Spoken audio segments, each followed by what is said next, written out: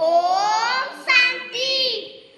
आज हूँ 16/8/26 आज वरदान प्रत्येक संकल्प एवं कर्म रे सिद्धि अर्थात सफलता प्राप्त करुथिबा संपूर्ण मूर्त भव संकल्पर सिद्धि जेतेबेले सेतेबेले प्राप्त होबो जेतेबेले समर्थक संकल्पर रचना करिवो।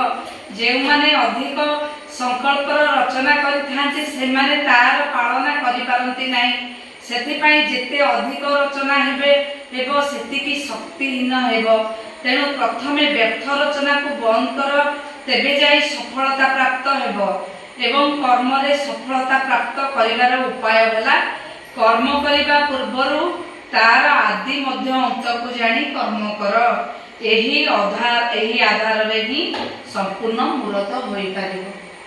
मूर्त माने भाग्यशाली पूरा हो केमिति ना आदि मध्य अंत को जानी कर्म करे सब बेले आदि रे रहिबो। आदि रहिले सत्य जीव को आमे जिबा भल कर्म करिबा।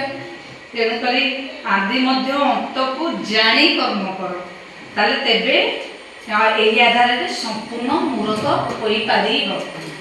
स्लोगान यथा समय दुखरु एवं धोकारु सुरक्षित रही सफल हेउथिबा आत्मा ही ज्ञानी एवं बुद्धिमान अटे। अव्यक्त इशारा अपवित्रतार बीज को मध्य समाप्त करी संपूर्ण स्वच्छ अर्थात पवित्र हुआ।